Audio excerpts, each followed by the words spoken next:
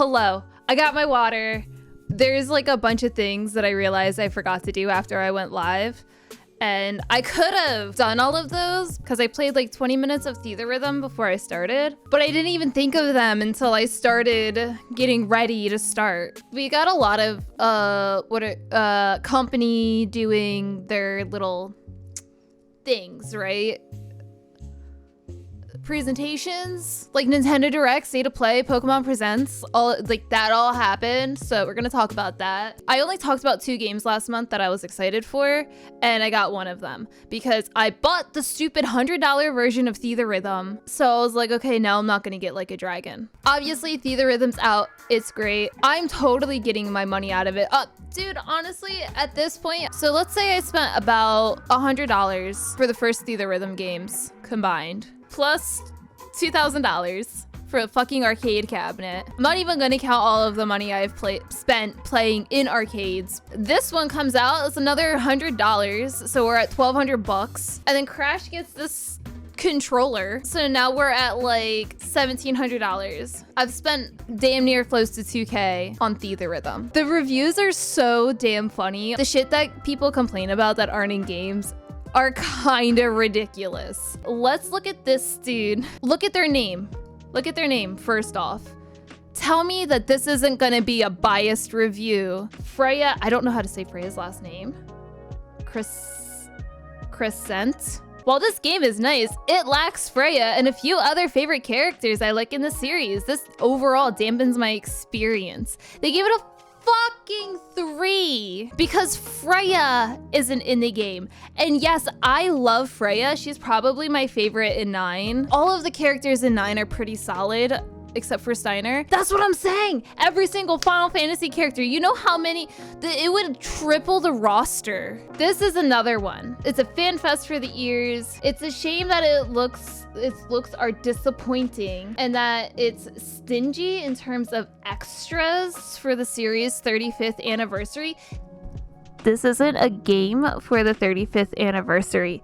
This is a game that came out in the year of the 35th anniversary, which is why it's in the intro. No, Zell, 3 out of 10 exactly. What do you mean the looks are disappointing? It's cute as fuck. Just because it's a chibi art style, it looks great. Theatrhythm is a thing that exists, and this plays really well off the already existing game. This person is complaining about you don't have a touch mode anymore, and it's awkward to play without the stylus. I will sound biased here because I played the arcade cabinet so much that when I played on the controller, it was a pretty natural transition. There's no way that they're gonna be able to implement that.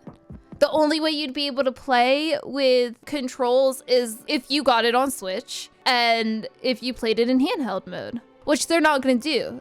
I really don't want to touch my Switch screen more than I have to because I don't want to accidentally break it either. It was a lot of fun. I do miss the movies where you had to like follow the stylus around the screen and stuff. Very cute. I loved it, but I understand why they can't do that. At the end of that, they gave it a 9 because their complaints are stupid, and also it's Game Informer. They're gonna rate it high. The game's flaws, although there are 385 songs, a lot of them are repeated. Some of them are repeated often enough to feel tedious, with only slight variations separating one version from the next. They have the Mobius Final Fantasy songs and Record Keeper and like a bunch of ones that have remixes of these songs, and that they skipped a lot of terrific Final Fantasy songs. Because they have those songs, they have 16 songs in Final Fantasy VI. They could have added 30. Is 385 songs not enough for you? Yeah, every single track and every single character in every single Final Fantasy has to be in this game or else it's garbage. Final Fantasy Mystic Quest that has good soundtracks like just doesn't have enough songs. I understand where that's kind of coming from. Also, that's such an obscure title to bring up. Like, yeah, the songs are really fucking good, I agree. But like, I felt overwhelmed when I played the Final Fantasy 14 songs because there were 32. I'm not saying that's a bad take to want more. But yeah, imagine if every single track in Final Fantasy XIV was in this game. Yeah, how dare they not have Super Mario RPG songs in it. So overall, this gave it a 4 out of 5. And I'm upset that nobody has pointed out Kefka getting a poison attack or Ishtola 1 having a blind cure. Like, nobody points out the little details like that. I'm like really dissecting these because I'm pissed off. This is disappointing because I thought that this was going to be a great point where they're like, in the price of freedom and throw soldier enemies and it's like a struggle. I thought that they were going to be like, this is a nice touch because of the price of freedom. How the ending ended up where you are just fighting these guys that are just shooting at you. Like, you're not supposed to survive that. That doesn't end well. They're not complaining about it. I think they're just pointing it out, but I wish that they went more in depth. This person complained about the loading screen. God damn it, my game loads so much. Why can't I have just a seamless world where I click a song and it plays right away? It's not like a fucking, you're not, I don't know how to fix that. How is that? Yeah, the loading is a little long on the Switch because it's the Switch. I'm not expecting much. That's what I'm saying. People are fucking I hate gamers. I love you guys, but I hate you guys. We're not playing on PC here. See, this is stressing me out. The cons are that there's 3 skill slots and it feels limiting. No, like it makes you have to work around that. Like there's a lot, they don't want you to just face roll through the game. Like, yeah, you could beat the game without beating all the quests, but if you want to 100% it, you have to do some fucking theory crafting there. Overly frequent I don't know what they're expecting. But yeah, they gave it a 9 out of 10. I think reviewing, people feel like they have to do like a compliment sandwich. Oh, this game's great, positive, blah, blah, blah. My only negative is that blah, blah, blah, blah, blah. And like the most ridiculous nitpick negative there is to put in there, like, oh, I can't find anything to complain about this game. Loading screens, there we go. And then they finish it on a positive. I always just look at the numbers, and this is fucking why, because they have to find something to complain about. And like, yes, I'm complaining about them complaining, blah, blah, say whatever you want about that, but it's so stupid. I'm gonna continue getting angry. For some reason, Final Bar Line on the Switch doesn't include touchscreen controls. What do you mean for some reason? That's like a whole other like system that they have to code and implement just for the Switch that only a very few amount of people are gonna use. You don't even have a stylus for the Switch. You would have to use your finger or buy your own stylus. I do agree that the Joy-Cons suck, but like, I don't know, it sounds like a skill issue to me. Get a fucking Pro controller. Get a fucking Force Palm controller. Yeah, they would have to release it on the 3DS. To be able to get that same feel, play Curtain Call. If that's what you want, just play Curtain Call. They have a game for that. Switch performance outside of online play is absolutely perfect. Short load times. Make up your mind, game reviewers. What is it? No lag. Okay. When I'm playing on Ultimate, this is my only complaint. It's actually a legitimate complaint. And I have a lot of skills going off. And then Alexander comes in and does his little blast bullshit. It does lag the game a little bit. But you're not gonna see that unless you're playing, you know, at my level or whatever, you know. I just wish that they kept the touch controls. They're not letting it go. This dude won't let it go. They gave it an 8. That's another complaint, is that I wish that, like, we don't need to have rollover damage, whatever, that's fine. If the enemy comes out, let the summon finish. Let me do the attacks that were gonna be done, because it's kind of cheap that my first strike doesn't even come out. I see the enemy, let me do my move. There isn't a story or anything beyond the music. God damn. I can't beat Pop Star on multiplayer. No, just pick on basic difficulty. I can never, and like just perfect it. I literally just got my first full crit today because I get too impatient and try to push the buttons too early. The only thing that I can win against people is that I can like not miss the buttons. Again, biased opinion, I guess, for me, but I don't know. I don't really need a story in my rhythm game.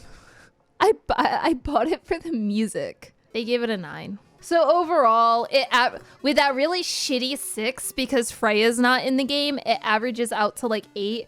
I would honestly say though, the overall review scores of it is a 9. Sorry, I got more heated than I thought I would be. It just pissed me off. So we had like a dragon come out. I think I'm going to just hope that it comes to Game Pass. And maybe in the meantime, I'll play all of the other Yakuzas I haven't gotten to. So a really cool thing that they did with this game is they implemented a lot of content creators in the game in the form of like upgrade cards. I don't know 100% what the cards do. I don't know if you attach certain cards for certain abilities or just the more that you collect, the better you are. And the way that they did it in Zero is you would unlock different styles and then do like little side quests with them to unlock even more abilities. I think I went with like the dancer one, and I think they have the dancer in this one as well. Oh yeah, see, there you go. Just because I like really fast movement when I'm playing games like this. It did pretty good. I did what I kind of expected it to do. Get in the 7s, the 8s, like this happens a lot with this kind of style game that I really, really like, that I'm like, oh my God, this is the best game ever. Is it usually falls in the 7-8 category of reviews. Oh no, the PC ports of the Yakuza remasters are always garbage. The reason why I'm review bombing this game is actually charging extra for difficulty settings. Oh, that's interesting. IGN gave them a 7. Enjoyable, interesting, but not an essential one. I mean, yeah, it is a spin-off game and it's a remake, but I can't really add input to this because I didn't play. I can't get as heated as I did with Theatrhythm. It's not going to be top of the line, cutting edge, adding and implementing new great things to the Yakuza / Like a Dragon series because it is a remake. Oh shit, that's something else that I love in video games. Fucking mini games. Yakuza has like that half serious, half ridiculous things going on all the time. So they have amazing, ridiculous mini games. Look at this, you have a cooking mini game. And karaoke? Hell yeah. An 8. An 8. The older tech makes gameplay feel outdated. It is the older game, like how to the like source material do you want it? Maybe they tried to find that line between making it a completely different game versus just trying to make it an updated version of the game. So this one I'm a little on the fence about. Look, here's another one. Here's another mini game. Look at it. There's so many. I expected a great Yakuza game and I got a great Yakuza game catering to my foot fetish.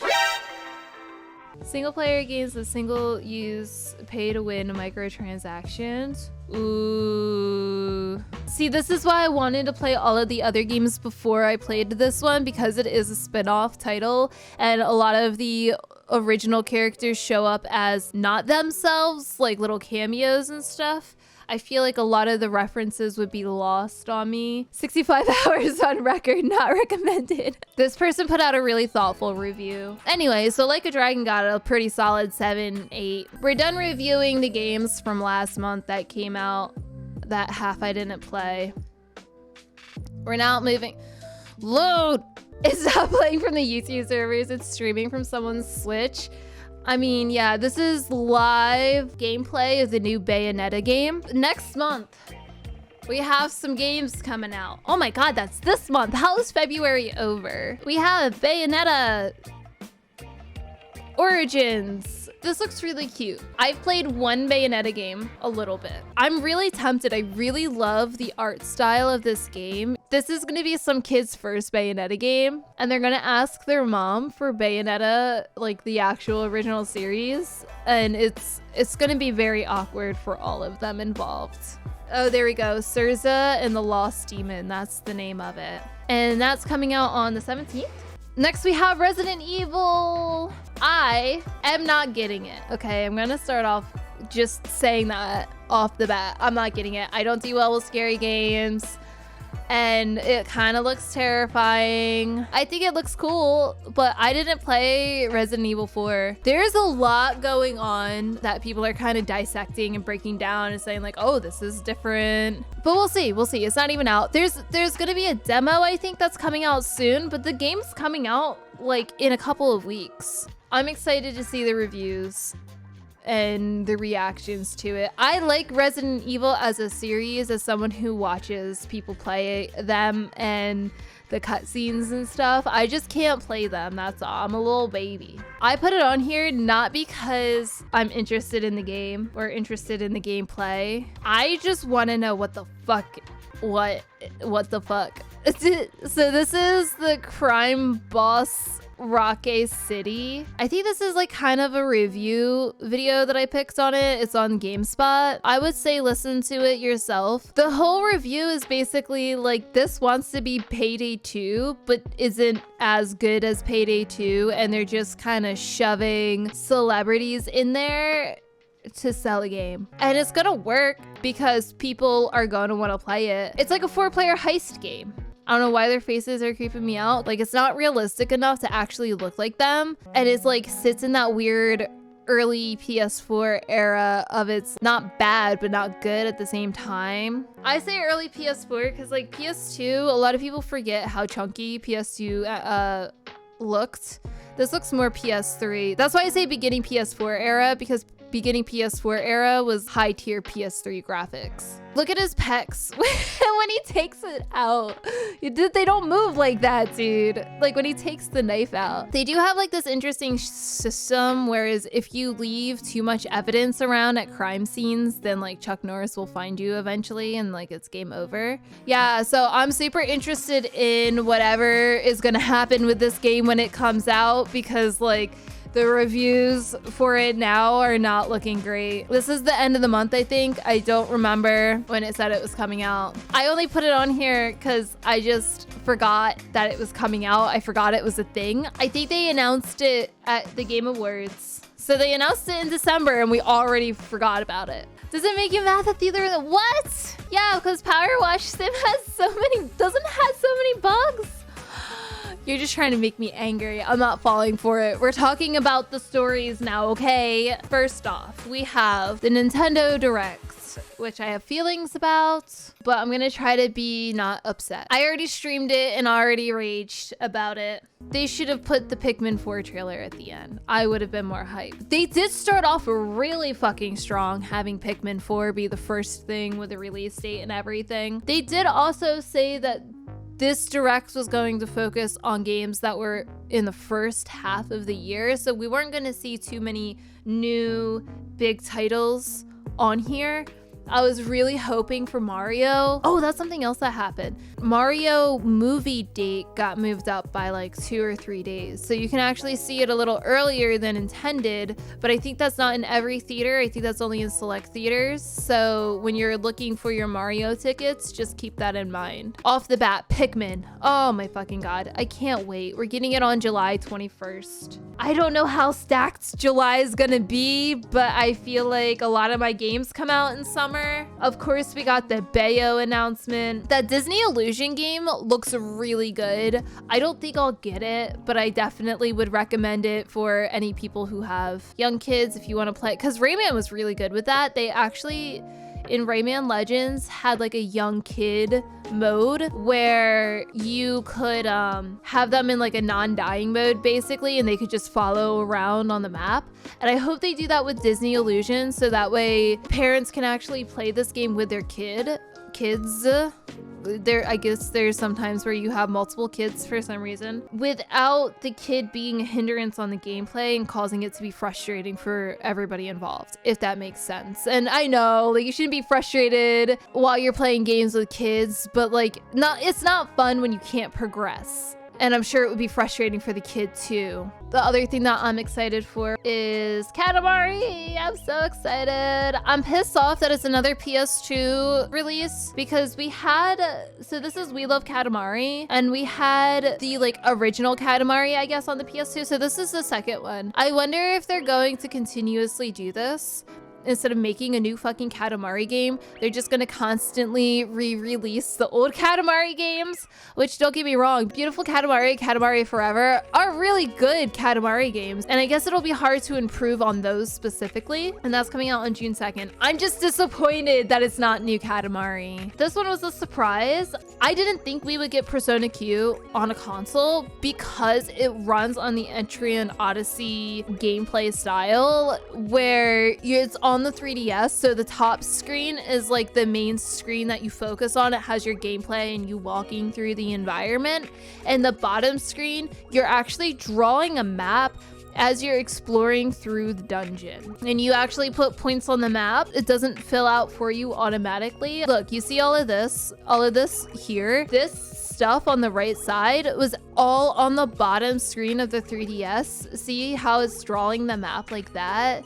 And you would use the touch screen to draw the map. So I was convinced that Persona Q wouldn't make it to console because having the Etrian Odyssey system come over to console would be way too complicated. Like, I'd have no idea how they'd do it.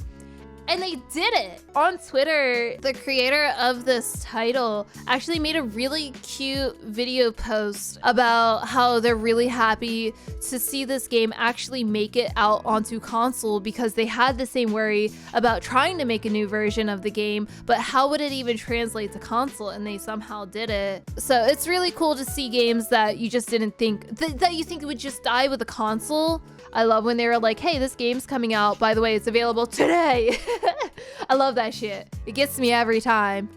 You want to sell me on a game? Say it's available right now. The physical copy came out. I think that got really scalped. This is another game where I was like, I don't know if it'll make it over because of how the controls, they would have to redo the whole controls. Would they even do that? The answer is yes, but they also made it compatible with GameCube controller, so you can also use the GameCube controller in the original controls. Big props to Nintendo for doing that. Like, yeah, you could argue, oh, well, they just wanted to make more money off the title. I think it was a really good look. We're all still waiting for 4, and people are really upset about it. There's also a lot of people who won't play Metroid Prime 4 because they never played the series, and it's like really hard to get into. The fact that they did that was pretty cool. Oh, also, I'm excited for Raincode. If you're into the Danganronpa visual novels, detective style games, this will probably be like right up your alley. It looks more like the Sonium Files style. So I might wait for it to go on sale, but I do really love these games. So I'm super excited for it. Anyway, Fantasy Life. I thought this game was gonna die on the 3DS. Did you know they had a Fantasy Life mobile game? I didn't until I was looking into this. It closed February 6th. The server shut down. It's like a mini Final Fantasy 14, it feels like. You can be a botanist, a culinarian, swordsman, an archer. You can just swap out and do whatever the hell you want. Life is whatever you make it. And the characters are super cute and customizable. We don't have a date on it yet though. I looked into it before I started because I wanted to find a date on it. There's no date on it. I'm done with Nintendo. Oh, I'm just kidding. I'm not done with Nintendo because we had the Pokemon Presents. I'm disappointed. First off, can we talk about how fucking creepy this Pikachu is? What the fuck is that? Is it an animatronic? Like, is this real life? Like, is this an IRL prop? Like, it's real. It's actually real.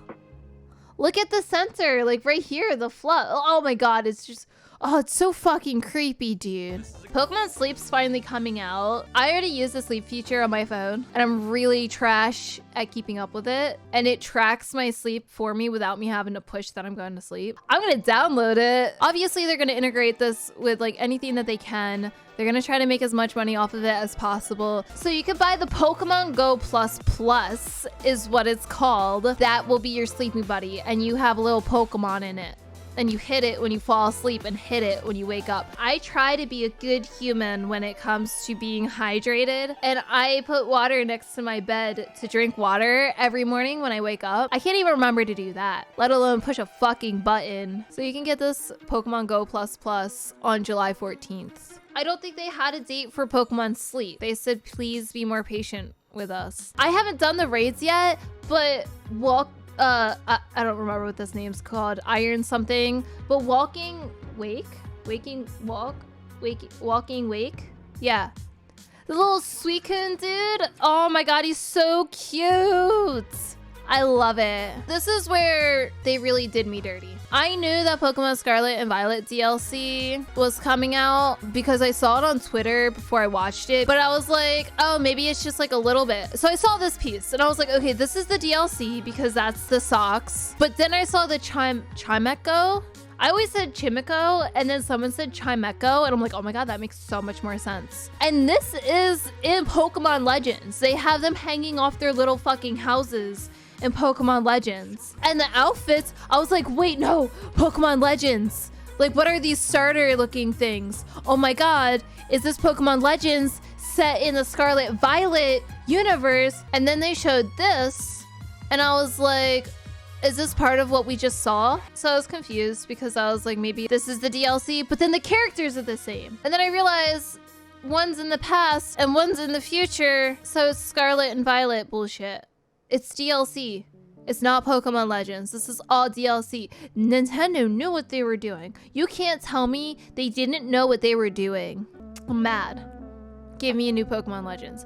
I don't care if they say, hey, it's coming out next year, which I guess they wouldn't announce it now if it was coming out next year. I should have known better. Sony did not add timestamps, so I might not jump around this one like I did on the Nintendo Direct. That's exactly what I was gonna say. So for the State of Play, Capcom killed it in their State of Play. Maybe I can find that because I think that's probably the most played part. Yeah, there we go. It's one of the most played parts. I do think Legends is my favorite Pokemon game. Yeah, honestly, yeah. So yeah, Capcom killed it. Resident Evil 4 with their new trailer. We showed this earlier. And then we have Street Fighter 4, the 3 new characters.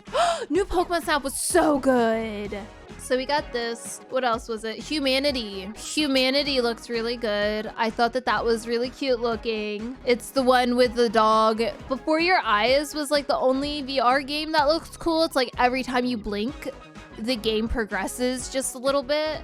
And then, of course, they had the Kill the Justice League, which I guess we're looking at now. I think it looks really good, but there's obviously all of those complaints about the microtransactions and shit. This is another reason why I have to get a PS5. It's Rocksteady, so it's probably going to be really fucking good. I have a lot of hope that it's going to be really good. I'm kind of at the point where I'm trying to figure out how to word this, because last month we talked about E3 and how E3 is basically it's dead. I really think that game companies doing their own things and having their own presentations is the best way to move forward. They announce things when they're ready, and maybe having small, bigger announcement like showcases to show a couple of games here and there, like Game Awards, is definitely the way to do it. But now we're at a new cycle where they either have no idea what we want, or they don't know how to manage our expectations. Nintendo needs directs at least every 3 months. I agree with that. They do these things so scarcely that when something happens, everybody's expecting so much, and when they deliver so little, people get pissed. Whereas in reality, that Nintendo Direct that we just had was fine. But the problem is they don't do it often enough that we were expecting more from it, and they didn't deliver to our expectations. And is that our fault for expecting more? They didn't say what we were getting. All they said was, you know, the beginning of the year. This is what is going to be at the first half of the year. This is a reason why I want to play through the Yakuza series. Apparently, the 8th title of the series has been recorded. We're gonna get an 8th Yakuza game. Like a dragon. What the fuck ever. It's not a big story. I don't have too many comments on it. Anyway, off to the next story. And then this is one that you told me about. They have 4 Diablo. Is this 4, right? We're at 4? That's what those numbers say, 4. So if you pre-order it, you get early access to the open beta. If you don't pre-order it, then you only have access to the open beta before it comes out. For the final story of today. So this is when you were talking about Square Enix. So okay, this was my chain of thinking, right? You said something about Square Enix, the Power Wash Simulator, and the talked about the Final Fantasy VII stuff in it, and then I went through this random chain in my head about all of the IPs that Square Enix owns, or at least used to own before they sold them all off to do NFTs. And then it reminded me, we're getting a new president at Square Enix. So maybe none of that shit's gonna happen now. I mean, the IPs are gone. I don't know how much of a difference this is gonna be. I'm really hoping this will be good. Square Enix has been making some really interesting choices as of the past couple years. I'm not gonna talk about 16 overall. I can talk about some of the other stuff because I don't know. I'm just not looking at it. I'll talk about some of the stuff I do know, like the fact that JRPG is bad thing. Being a girl playing games more back in the day was a negative. Oh, you're not a real gamer, you're just a girl who plays JRPGs. It's like that kind of shit, first off. So I've seen some of it within that realm. But then also I understand where the argument's coming from, where one game will be considered a JRPG because it fits a certain aesthetic, but another game won't be, even though it's considered what would be under JRPG, like Bloodborne, but people just consider it an RPG. And how JRPG had like a negative notion to it. Someone posted, was it Attack of the Games or something like that? Like a video of them reviewing, I don't even know what game, and it was like super fucking negative. I wasn't a game developer in Japan during the times, but I understand how it does have like, people don't see JRPGs as a real game because it's not Call of Duty or something, or like Assassin's Creed or whatever it may be. It did make me think about how I talked about games. Well, like, it sounds really silly, but I'm like, what is considered like a JRPG versus just like a turn-based RPG? Because calling something a JRPG when it's just a turn-based RPG, but then there's something that someone from somewhere else makes a game, it's like, oh, well, it looks like a JRPG, but it's not Japanese. Like, no, it's a turn-based RPG or an action RPG. Like, I wouldn't call 15 a JRPG. It's an action RPG. But would you call something, if someone from NA made an RPG that was turn-based, that had 2D animation, would you call that a JRPG, even though it wasn't made in Japan? Today, it's a lot different than in what it used to be. Would you call it Chained Echoes a JRPG? Here's another question. What would you call the Tales series? Tales is an ARPG for sure. I do agree with that. It is action, it's not turn-based. And I think today, in today's terms, a lot of people call turn-based RPGs JRPGs.